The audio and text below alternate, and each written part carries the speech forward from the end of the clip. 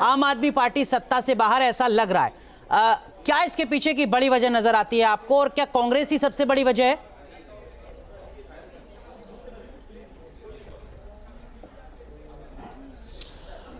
अभी तो vote of percentage जब निकल कर के आएगा तो देखेंगे कि कांग्रेस ही कारण है नहीं, लेकिन ज़रूर कहीं ना कहीं कांग्रेस इसके पीछे है। लेकिन जो मुख्य कारण है मध्यम वर्ग, इनके झूठ और भ्रष्टाचार से परेशान बहुत था। लाभार्थी का वोट इनको मिला होगा, बिना लाभार्थी के वोट के 27 सीटों पर आगे चल रहे हैं, हो ही नहीं सकता है। लेकिन जिन्हें लगा था कि ये बदलाव के लिए भारत की राजनीति में आए हैं, उनमें बहुत बड़ा आक्रोश है कि ये झूठ, और झूठ हमेशा झूठ। अच्छा, दूसरी बात है सर्विस डिलीवरी नहीं कर पाए। रोड की हालत इतनी ख़राब है कि जो शीला दीक्षित जी काम करके छोड़ गई थी, उसके आगे कोई ज़्यादा एडिशन नहीं हुआ, बल्कि गिरावट बहुत आई।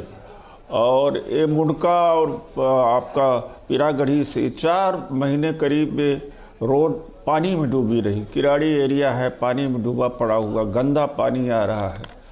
और इनकी आदत है कि तुरंत ब्लेम कर देना। और एक तो इनकी काइयापन और चतुराई से जो मध्यम वर्ग है और पढ़ा लिखा वर्ग है कि वो बहुत नाराज़ हो गया कि और दूसरी बात तो फिर सरकार क्यों बना रहे हैं, जब वही बात तो अभी भी रहेगी। जैसे कि अभी कहते हैं कि हम क्या करें, केंद्र सरकार काम नहीं करने दे रही, तो केंद्र सरकार में तो बीजेपी है ही है, तो घर बैठ जाएं फिर। अरे भाई, इसी परिस्थिति में कांग्रेस सरकार भी काम किया है।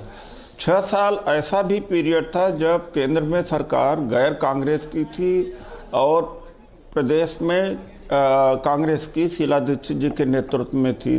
तब विकास कैसे हुआ? ठीक है, तो ये शुरू से ही झूठ बोलना। और सबसे ज़्यादा जैसे कि शीला दीक्षित भ्रष्ट है, जेल भेज के रहेंगे, मनमोहन सिंह जी के ऊपर आरोप लगाए। अरे एक भी साबित हो पाया? एक भी, सारा का सारा झूठ। इसीलिए तो अच्छा, कुछ लोग कह रहे हैं उदित राज जी की कांग्रेस पार्टी की रणनीति रही में है, मोदी जी और अरविंद केजरीवाल, तुम्हें भी ले डूबेंगे।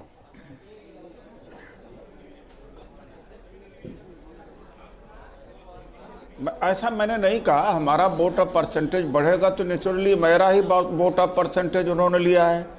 तो ये नहीं है कि हम डूबेंगे तो सनम तुम भी डूबेंगी, ये आप अपने तरफ से कह रहे हो। लेकिन जो ये बात है कि झूठ बोल करके कांग्रेस का ही वोट चुराया है। ठीक है। और दूसरा, दलित वोट जरूर इनको नहीं गया है, ये भी मैं बता दूं।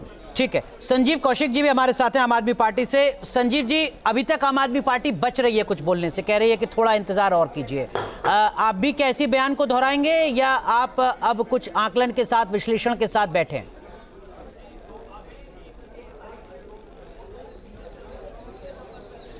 देखिए, आप तो स्टूडियो में बैठे हैं और हम भी जहाँ बैठे हैं वहाँ बहुत सारे टीवी स्क्रीन लगे हैं। अलग अलग आंकड़ों के साथ अलग अलग तरीके से लोग दिखा रहे हैं। कई जगहों पे हमें बढ़त मिलता हुआ भी दिखाई दे रहा है। अभी इस सब का कोई मायने है नहीं, आने दीजिए, थोड़ा सा वक्त और दीजिए, इंतजार कीजिए। ये सारे आंकड़े जो सामने दिख रहे हैं वो सारे परिवर्तन होंगे। आपके स्क्रीन पे भी जो आंकड़े दिख रहे हैं वो भी परिवर्तन होंगे। हमें यकीन है, हम पूरा इत्मीनान से हैं कि दिल्ली की जनता के लिए हमने 24/7 काम किया है, सुख दुख में काम किया है। ये पर्यटन करने से केवल दिल्ली की जनता समझने वाली नहीं है। लास्ट टाइम में इलेक्शन के 1 महीने पहले जो नदियों के किनारे, जो सड़कों पे, गलियों में जाके बैठना, लोगों से बातचीत करना, ये कनेक्टिविटी, ये सालों भर होना चाहिए। साल भर का कोर्स आप 1 महीने पढ़ के नहीं फर्स्ट डिवीज़न से पास हो सकते।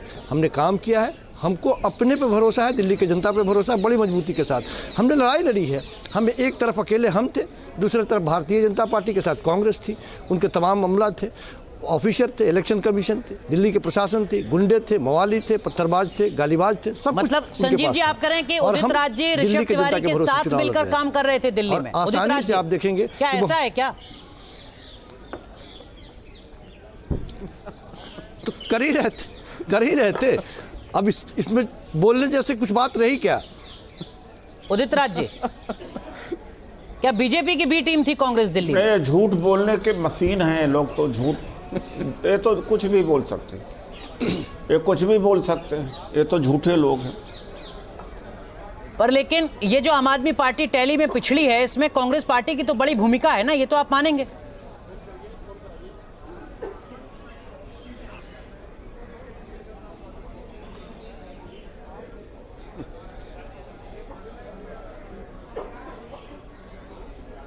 उदित जी आवाज नहीं आ रही भाई। ठीक है, आप पहले चाय कॉफी खत्म कर लीजिए सर, फिर मैं दोबारा आपके पास आऊंगा।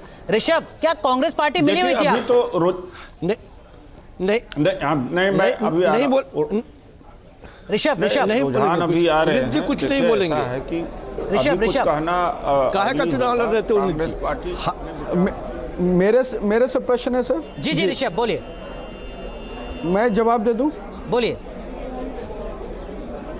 देखिए, एक गाना मुझे याद आ जा रहा है सर। चोर चोर चिल्ला के खुद की चोरी छुपाए, ढीला ढीला कुर्ता पहन के लोगों को बेवकूफ बनाए, अरे आपदा आपदा।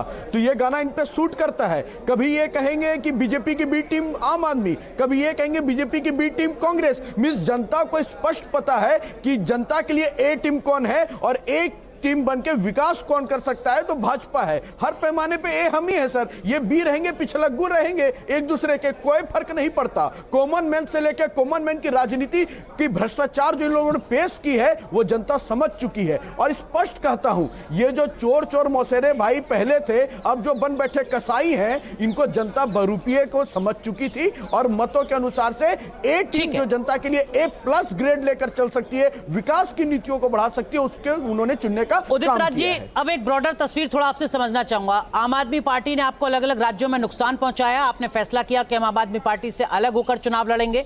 आम आदमी पार्टी को आपने पीछे कर दिया, भले ही आप आगे नहीं बढ़ पाए, लेकिन आपने एक मैसेज जरूर दिया कि जिन्होंने हमें नुकसान पहुंचाया है हम उनके साथ समझौता नहीं करेंगे। क्या यही फॉर्मूला बाकी राज्यों में भी, जहां जहां रीजनल फोर्सेस के साथ आप अलायंस करते हैं, उन रीजनल फोर्सेस ने जिन्होंने आपकी जमीन को ही आपसे हड़पा है, उनसे अलग होंगे आप? होना चाहिए आपको अलग? नहीं, देखिए हमारी जमीन को हड़पा नहीं देखिए, ये देखिए व्यक्तिगत दुश्मनी नहीं होती कि हमारी ज़मीन को हड़पा है तो इसलिए ज़रूरी है कि हम इनके खिलाफ ही हों। लेकिन जो इनका झूठ और पाखंड है, जैसे मैंने कहा कि कितना झूठ बोल बोल करके इन्होंने पहले सहयोग किसका लिया, अन्ना हजारे, किरण बेदी, विनोद, और पीछे जो रामलीला मैदान में सब कुछ हुआ। आप समझते हैं कि इनकी औकात थी उस समय? ये तो एनजीओ चलाने वाले थे। ये जो ताकत थी, जो भीड़ थी, जो पैसा, जो खाने का व्यवस्था, जो मीडिया का सपोर्ट, मनोबल सपोर्ट किसने दिया था? ये तो भारतीय जनता पार्टी ने दिया था। भारतीय जनता पार्टी को नहीं पता था कि जिन्न पैदा हो जाएंगे।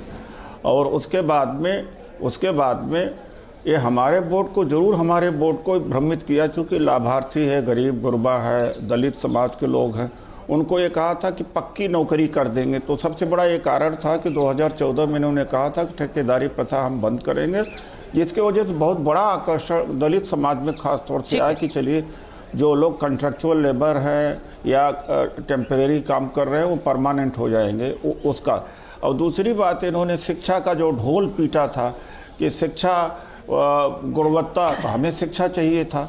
तो ये जो झूठ बोला, झूठ बोल करके बहुत कुछ किया जा सकता है। ये कहना कि देश की जनता बड़ी समझदार है तो पढ़े लिखे क्यों नहीं आ जाते राजनीति में? संजीव जी, बिल्कुल झूठ बोल कर सब। अब ये पंजाब से भी जाएंगे, यहाँ से भी जाएंगे, पंजाब से भी जाएंगे, पूरे हाँ, जिस सब जगह आपकी बढ़त बनी हुई है हम देख रहे हैं।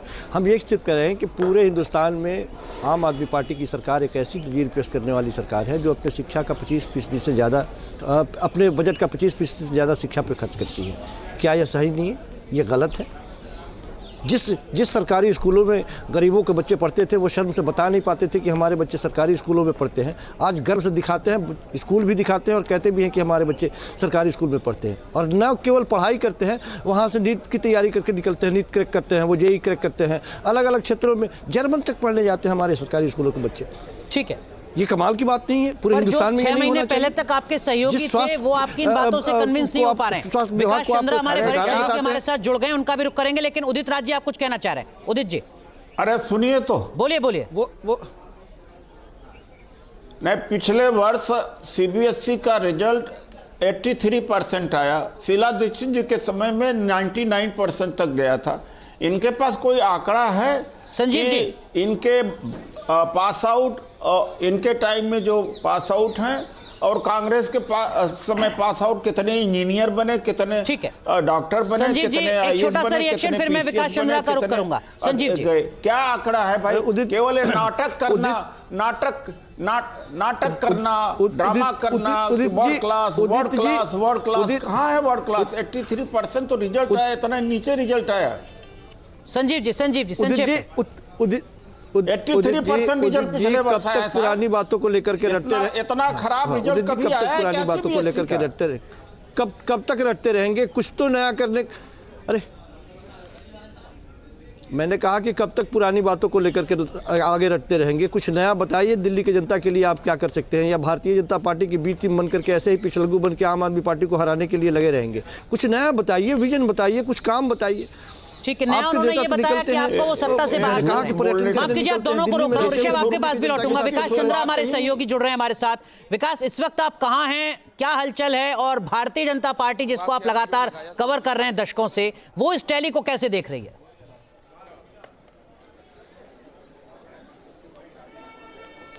देखिए, बीजेपी का जो स्टेट ऑफिस है पंत मार्ग पर, वहाँ मैं मौजूद हूँ और सुबह से ही यहाँ बीजेपी के नेताओं, प्रवक्ता, पदाधिकारी और उनके जो बड़े नेता हैं उनके आने का सिलसिला शुरू हो गया है। बीजेपी में उत्साह का माहौल है और कल से ही यहाँ तैयारी चल रही थी, क्योंकि बीजेपी ये मानकर चल रही है कि उसकी सरकार आ रही है और बहुमत से आ रही है। और अभी तक के जो रुझान सामने आए हैं, अनुराग, जो आप दर्शकों को दिखा रहे हैं, तो वो उस बीजेपी जिस तरह दावा कर रही थी उसी हिसाब से। हालांकि बीजेपी के संगठन की अगर बात की जाए तो संगठन की रिपोर्ट ये है कि वो 38 सीट तक पा सकते हैं। तो देखना है कि जो जब परिणाम आता है तो कितनी सीटें आती हैं, किसके खाते में जाती हैं, बीजेपी कितना पाती है और आम आदमी पार्टी को कितना मिलता है। लेकिन फिलहाल अगर बीजेपी की बात की जाए तो यहाँ उत्साह का माहौल है और बीजेपी का हर नेता इस बात का दावा कर रहा है कि वो साधारण बहुमत से नहीं, उससे आगे निकलकर वो दिल्ली में सरकार बनाने जा रहे हैं। 27 साल का वनवास उनका खत्म होने वाला है और बीजेपी के नेताओं का कहना है कि जिस तरीके से झूठ की राजनीति केजरीवाल ने की, उसका पोल खुल गया, जिसका फायदा उन लोगों को दिल्ली में मिला है। और आगे उनकी सरकार बनेगी अगर, तो जो अब तक दिल्ली में देखने को मिला उससे अलग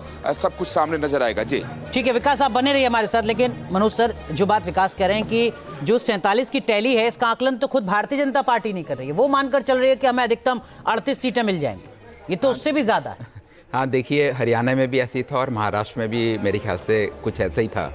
और अभी देखो हम थोड़े टाइम पहले करप्शन और डेवलपमेंट की बात कर रहे थे, उसमें संजीव और एनके सिंह जी ने बहुत अच्छे पॉइंट्स रखे थे।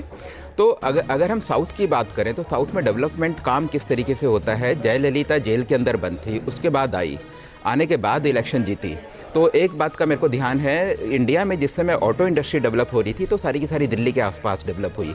मारुति गुड़गांव में आई तो सारी इंडस्ट्री वहाँ हुई।